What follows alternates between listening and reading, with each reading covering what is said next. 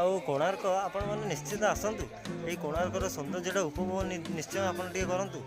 ବହୁତ ଭଲ ଲାଗେ ଆଉ ବହୁତ ଏଇଟା ଗୋଟେ କୋଣାର୍କ ଅର୍କକ୍ଷେତ୍ର। ଆପଣ ନିଶ୍ଚୟ ଆସନ୍ତୁ, ବହୁତ ଭଲ ପ୍ଲେସ୍, ବୁଲିକି ଯିବେ। ହାଏ ହ୍ୟାଲୋ ନମସ୍କାର, ମୁଁ ରବି। ନ୍ୟୁ ବ୍ଲଗ୍କୁ ଆପଣମାନଙ୍କୁ ସ୍ୱାଗତ। ଆଜି ଆମେ ଯାଉଛୁ କୋଣାର୍କର ଭ୍ୟୁ ଦେଖିବା। ଭାଇମାନେ ବର୍ତ୍ତମାନ ଆମେ ଘରୁ ବାହାରିଲୁ। ବର୍ତ୍ତମାନ ଏଇଟା ଆମର ଷଣ୍ଢ ଛକ। ଆମେ ଷଣ୍ଢ ଛକରୁ ଡାହାଣ ପଟେ ଯିବା।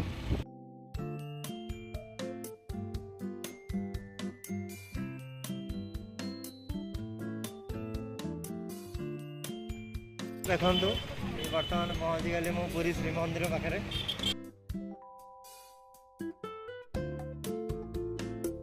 ବର୍ତ୍ତମାନ ଆମର ପୁରୀ ଶ୍ରୀମନ୍ଦିର, ଆମେ ଯାଉଛୁ ପଶ୍ଚିମ ଦ୍ୱାର ଦେଇକି। ଆଉ ଶ୍ରୀମନ୍ଦିରର ଭ୍ୟୁଟା ଆପଣମାନେ ଦେଖନ୍ତୁ।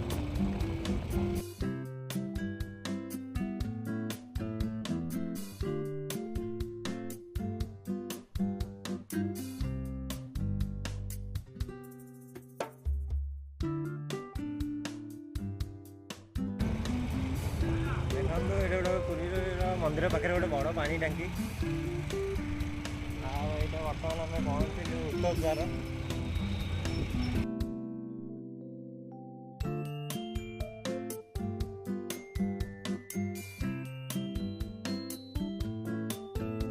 ଭାଇମାନେ ଏଇଟା ବର୍ତ୍ତମାନ ଆମର ପୁରୀର ବଡ଼ ମେଡ଼ିକାଲ ଛକ। ଏଇଟା ଆମର ପୁରୀର ସବୁଠୁ ବଡ଼ ଟ୍ରାଫିକ୍ ଛକ ବି। ବର୍ତ୍ତମାନ ଯିଏ ଭୁବନେଶ୍ୱରରୁ ଆସିଥିବ ସେ ଆପଣ ଏଇପଟେ ଆସିଲେ ଆପଣ ଡାହାଣ ପଟକୁ କଟିବେ। ବର୍ତ୍ତମାନ ଆମେ ସିଧା ଯିବୁ।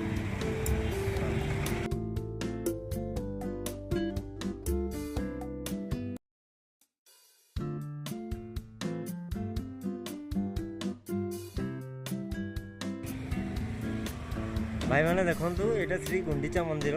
ଯେତେବେଳେ ରଥଯାତ୍ରା ଟାଇମ୍ରେ ପ୍ରଭୁ ଯିଏ ଆସନ୍ତି 9 ଦିନ ପାଇଁ, ଏଠି ବର୍ତ୍ତମାନ 9 ଦିନ ପ୍ରଭୁ ଏଠି ଦର୍ଶନ ଦିଅନ୍ତି। ଦେଖନ୍ତୁ ଭିଉଟା।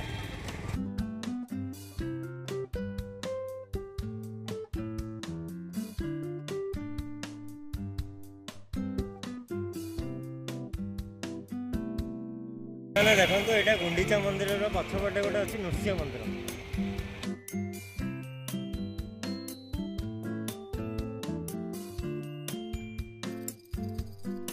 ୟାକୁ ଅତିକ୍ରମ କରିକି ଆମେ ପହଞ୍ଚିବା କୋଣାର୍କ ରାସ୍ତାରେ। ବର୍ତ୍ତମାନ ଏଇନେ ପହଞ୍ଚିଲେ ଆମେ ବର୍ତ୍ତମାନ ମାଟିଆପଡ଼ା ଛକ। ଏଇଠୁ ଆମେ ସିଧା ଯିବା।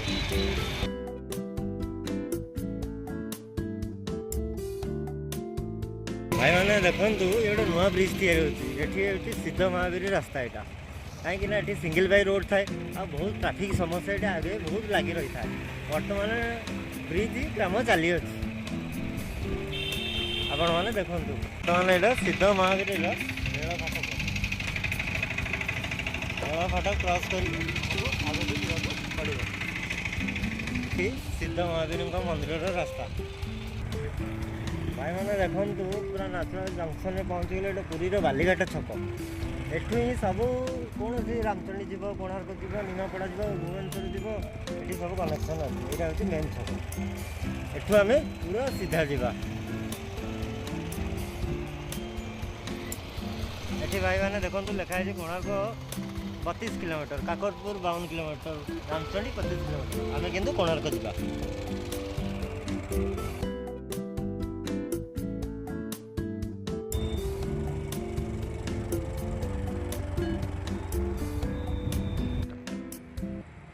ଭାଇମାନେ ଦେଖନ୍ତୁ ଏଇଟା ହେଉଛି କୋଣାର୍କର ବାଇପାସ୍ ରାସ୍ତା। ଯେଉଁମାନେ କଟକ ଭୁବନେଶ୍ୱର ଆସୁଛନ୍ତି ଆପଣ ଏଇ ବାଇପାସ୍ ଦେଇ ରାସ୍ତା ଆସିବେ। ଯେହେତୁ ମୁଁ ପୁରୀରୁ ଆସିଛି, ମୁଁ ସିଧା ଆସିଥିଲି। ଭାଇମାନେ ଦେଖନ୍ତୁ ଏଇ ରାସ୍ତାରେ ଆସିଲା ବେଳେ ଗୋଟେ ହୋଟେଲ ତୋଷାଲି ଷ୍ଟାଣ୍ଡ ପଡ଼ିବ। ଏଠି ଆପଣ ପର୍ଯ୍ୟଟକ ହଉ କି ଆପଣ ଟୁରିଷ୍ଟ ହୁଅନ୍ତୁ, ଏଠି ଆସି ରହିପାରିବେ। ଭଲ ସୁବିଧା ଏଇ ହୋଟେଲ ଦିଏ। ଆଉ ଭଲ ପ୍ଲେସ୍ ବି ହୋଟେଲ ଭିତରେ ଅଛି। ଆପଣମାନେ ଉପଭୋଗ କରିପାରିବେ, ରହିପାରିବେ। ସବୁକିଛି ସୁବିଧା ଆଭେଲେବୁଲ୍ ରହିବ ହୋଟେଲ ତୋଷାଲି ଷ୍ଟାଣ୍ଡରେ। ଭାଇମାନେ ତୋଷାଲି ଷ୍ଟାଣ୍ଡ କ୍ରସ୍ କରିକି ଆସିଲା ବେଳେ ଆପଣଙ୍କୁ ଗୋଟେ ଅଲଗାର କିଛି ଦୃଶ୍ୟ ଦେଖାଯିବ। ଯେମିତିକି ଗୋଟେ ରହୁଛି ଆମର ଏଠି ନୂଆ ନଈ ବ୍ରିଜ୍। ନୂଆ ନଈ ବ୍ରିଜ୍ରେ ଆପଣମାନେ ଦେଖିପାରିବେ ସମୁଦ୍ର ଆଉ ନଈ ଭିତରେ ମିଳନଟା। ଚାଲନ୍ତୁ ଏବେ ନୂଆ ନଈ ଦେଖିବା। भाई मैंने देखु एटा हूँ नुआ नई जेहेतु मुझे नुआ नई सहित समुद्र मिलन है नई सहित समुद्र मिलन है देखो आप तार भ्यूटा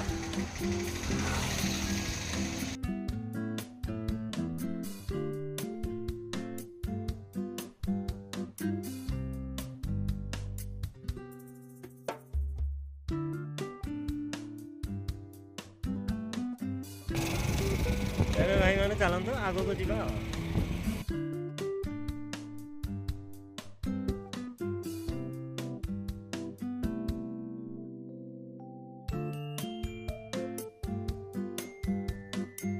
ବର୍ତ୍ତମାନ ଭାଇ ଆମେ ବାଲିଘାଟ ଛକରେ ପହଞ୍ଚିଲୁ।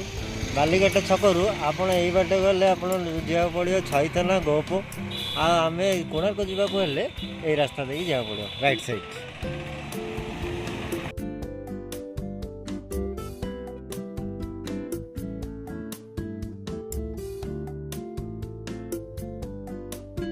ମାନେ କିଛି ବାଟ ଅତିକ୍ରମ କଲା ପରେ ଆପଣ ଦେଖିପାରିବେ ଗୋଟେ ଏଠି ବେଲେଶ୍ୱର ମହାଦେବଙ୍କ ମନ୍ଦିର ଅଛି। ଆପଣ ଚାହିଁଲେ ବି ବେଲେଶ୍ୱର ମନ୍ଦିରକୁ ଦର୍ଶନ କରିବେ। ଯିବା ରାସ୍ତା ବର୍ତ୍ତମାନ ଏଇପଟେ ଆପଣ ଯିବେ।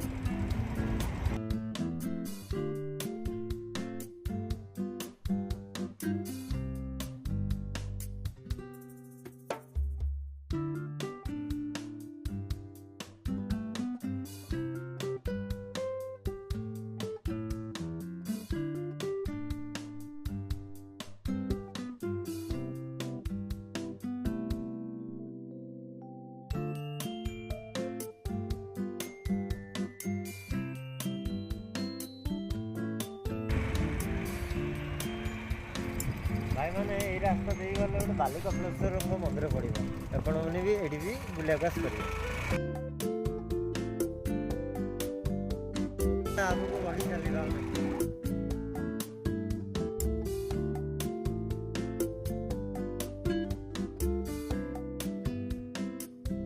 भाई मैंने कोणार्क आसला बेले आपणकर ये गोटे माँ को मंदिर पड़ो माँ रामचंडी मंदिर ये आप बढ़िया माने प्लेस देखिए समुद्र भी देखिपारे आईटा हूँ नाचुराली पिकनिक स्पट एपटे रोषेईबास कर सुविधा अच्छी पिकनिक कर माने बुलबार भी सुविधा अच्छी आउ माँ रामचंडी मंदिर आसिक बुली पारे आप रामचंडी नईर भ्यू देखा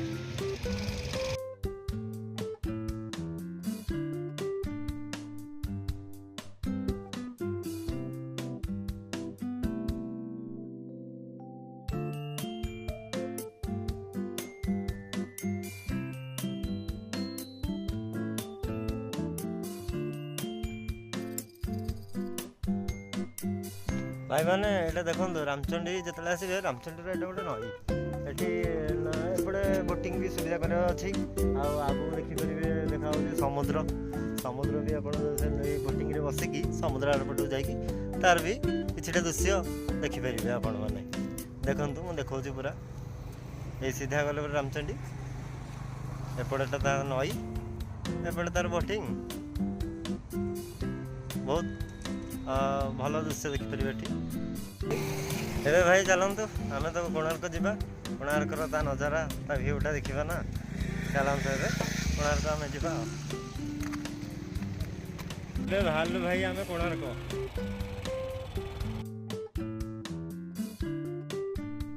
भाई मैंने से रास्ता देकी आसला देखु किसी माइंड ब्लोइंग दृश्य कोणार्कर समुद्र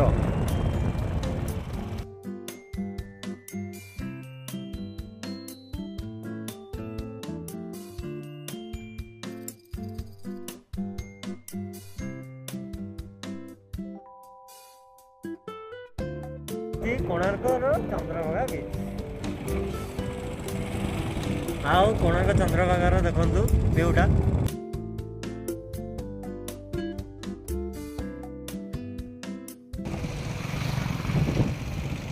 भाई मैंने प्रॉपर्ली कोणार्कर प्रथम गेट आम एंट्री करने को जाऊँ वेलकम टू कोणार्क चलतु कोणार्क एंट्री करवा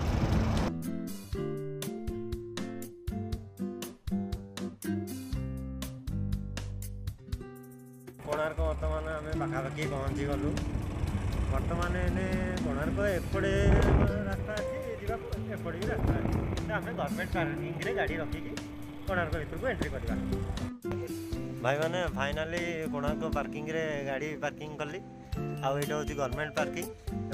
ଆପଣମାନେ ଯେତେବେଳେ ବି ଆସିବେ କୋଣାର୍କରୁ ଗଭର୍ଣ୍ଣମେଣ୍ଟ ପାର୍କିଂରେ ଗାଡ଼ି ଆପଣ ପାର୍କିଂ କରିକି ରଖିପାରିବେ। ଆଉ ବହୁତ ଏଇଟା ଫ୍ରି କଷ୍ଟ ଆଉ ସୁବିଧାରେ ବି ଗାଡ଼ି ରଖିପାରିବେ। କାର୍, ବାଇକ୍, ଅଟୋ ସବୁକିଛି ଆପଣ ଏଠି ଫ୍ରିରେ ରଖିପାରିବେ। ଆଉ ବହୁତ ସେଫ୍ଟଲି ଆଉ ବହୁତ ଭଲ ଏବେ ଗଭର୍ଣ୍ଣମେଣ୍ଟ ନୂଆ ପାର୍କିଂ କରୁଛି। ଏଇ ପାର୍କିଂରେ ଆପଣ ଗାଡ଼ି ଫାଡ଼ି ରଖିପାରିବେ। ଚାଲନ୍ତୁ ବର୍ତ୍ତମାନ ଆମେ କୋଣାର୍କ ଯିବା। ଭାଇ ଫାଇନାଲି କୋଣାର୍କରେ ପହଞ୍ଚିଲି। କୋଣାର୍କରେ ଏଇଟା ଗୋଟେ ମ୍ୟୁଜିୟମ୍। ଏଇଟା କୋଣାର୍କ ମ୍ୟୁଜିୟମ୍ ଭିତରକୁ ଚାଲନ୍ତୁ ଯିବା।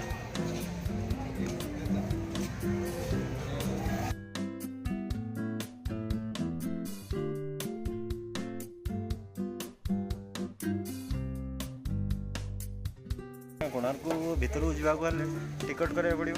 ବର୍ତ୍ତମାନ ମୁଁ ଯାଉଛି ଲାଇନ୍ରେ, ଦେଖନ୍ତୁ ଟିକଟ ଲାଇନ୍ରେ ବର୍ତ୍ତମାନ ଆସିଛି। ଟିକଟ କଟା ହେବ। ଟିକଟ କାଟିକି ଭିତର ଭିଉଟାକୁ ଦେଖିବାକୁ ଯିବା। ଭାଇମାନେ ଫାଇନାଲି ଟିକଟ କାଟିଲି। ଟିକଟର ପ୍ରାଇସ୍ ରହୁଛି 40 ଟଙ୍କା ପର୍ ପର୍ସନ୍। ଆପଣ ଟିକଟ କାଟିକି ଭିତରକୁ ଏଣ୍ଟ୍ରି କରିବା। ଚାଲନ୍ତୁ କୋଣାର୍କ ଯିବା। ବହୁତ ସାରା ପର୍ଯ୍ୟଟକ ବି ଏଠି ଆସନ୍ତି। ବହୁତ ଗହଳି ବି ଅଛି। ଆଉ ସେଇ ଅଭିମୁଖେ ଆମେ ଚାଲନ୍ତୁ ଭିତରକୁ ଯିବା। ବର୍ତ୍ତମାନ ଦେଖନ୍ତୁ କୋଣାର୍କ ଅଭିମୁଖେ ମୁଁ ଯାଉଛି। ଆଉ ଟିକଟ ବହି କଟା ସରିଲା। ବର୍ତ୍ତମାନ ଦେଖନ୍ତୁ କୋଣାର୍କ ପାଖାପାଖି ଆସିଗଲାଣି। ଚାଲନ୍ତୁ ଏଣ୍ଟ୍ରି। ଏଇଟା ହେଉଛି ଇଲେକ୍ଟ୍ରିକ୍ ଏଣ୍ଟ୍ରି ୱାର୍ଡ଼ ଗେଟ୍। ସେ ଗେଟ୍ରେ ଏଣ୍ଟ୍ରି କରି ଆମକୁ ଭିତରକୁ ଯିବାକୁ ପଡ଼ିବ।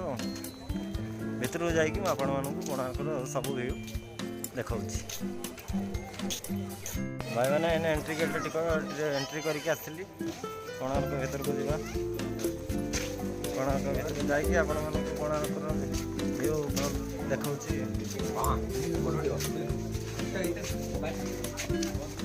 ବହୁତ ଲୋକ, ବହୁତ ପର୍ଯ୍ୟଟକ ଏଠି ଆସନ୍ତି। ଦେଖନ୍ତୁ ମାହୋଲଟା କେମିତି। ଇଏ ପୁରା ପ୍ରଭାବ କୋଣାର୍କର ଯେଉଁ କାରୁକାର୍ଯ୍ୟ ହେଇଛି, ସେମାନଙ୍କର ପୁରାତନର କାରୁକାର୍ଯ୍ୟ ଦେଖନ୍ତୁ।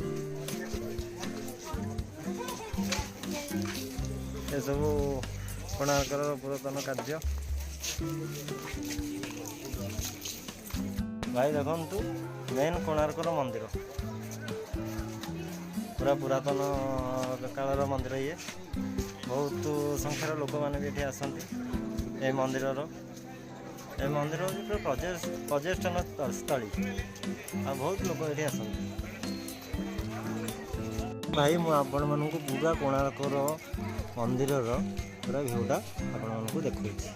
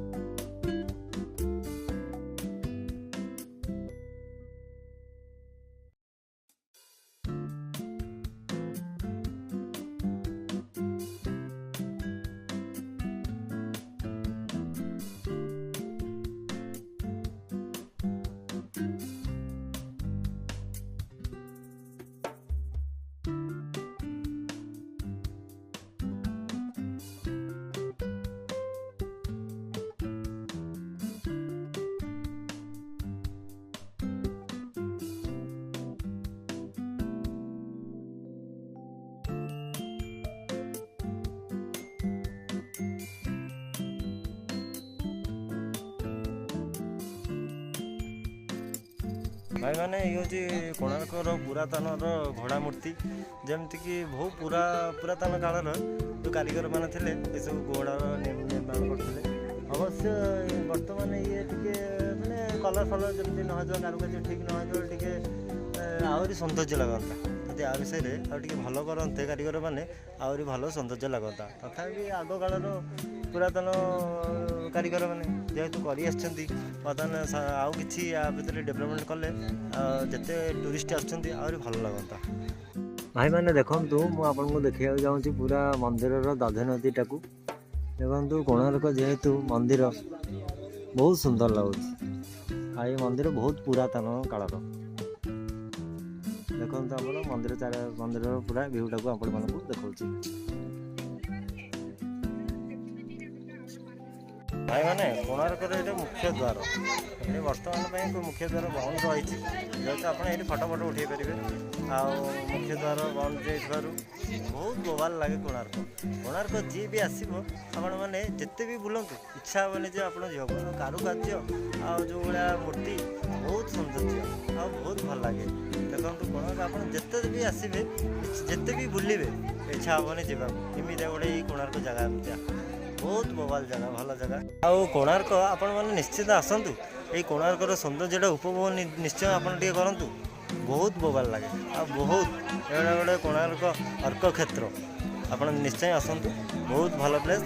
ବୁଲିକି ଯିବେ, ଫଟୋ ଉଠାଇବେ, ବହୁତ ଭଲ ଲାଗିବ। ଦେଖନ୍ତୁ କୋଣାର୍କର ପୁରା ଦର୍ଶନୀୟ। ଭାଇମାନେ ଦେଖନ୍ତୁ ବର୍ତ୍ତମାନ ମୁଁ କୋଣାର୍କର ପଛପଟେ ଅଛି। କୋଣାର୍କର ପଛପଟର କିଛିଟା ଦୃଶ୍ୟ ଦେଖନ୍ତୁ, କେତେ ସୁନ୍ଦର। ବହୁତ ପୁରାତନ କାଳର ଏଇ ମନ୍ଦିର। ଆଉ ଏପଟେ ବି ଆପଣ ଅଛି ପାର୍କ ଟାଇପ୍ର, ଏଠି ଆସିକି ଆପଣ ବସିପାରିବେ, ବୁଲିପାରିବେ, ବହୁତ ଭଲ ଲାଗିବ କୋଣାର୍କ। ଭାଇମାନେ ଜାଣିଛନ୍ତି ଆପଣ କୋଣାର୍କ ମନ୍ଦିର ଯିଏ ତିଆରି କରିଛନ୍ତି ଯେଉଁ 1200 ବଢ଼େଇ, ସେ କେଉଁଠୁ ଆସିଥିଲେ, ତାଙ୍କ ଗାଁ କେଉଁଠି, ରହୁଥିଲେ କେଉଁଠି? ଆଉ ସେଇ ଭିୟୁଟା ଆପଣମାନଙ୍କୁ ନେକ୍ସଟ ଭିଡ଼ିଓରେ ମୁଁ ନେଇକି ଆସୁଛି। ଭାଇମାନେ ଆଜିର କୋଣାର୍କ ବ୍ଲଗ୍ଟି ଆପଣମାନଙ୍କୁ ଯଦି ଭଲ ଲାଗିଥାଏ ଲାଇକ୍, କମେଣ୍ଟ, ସବସ୍କ୍ରାଇବ୍ କରିବେ। ରହିଲି, ଜୟ ଜଗନ୍ନାଥ।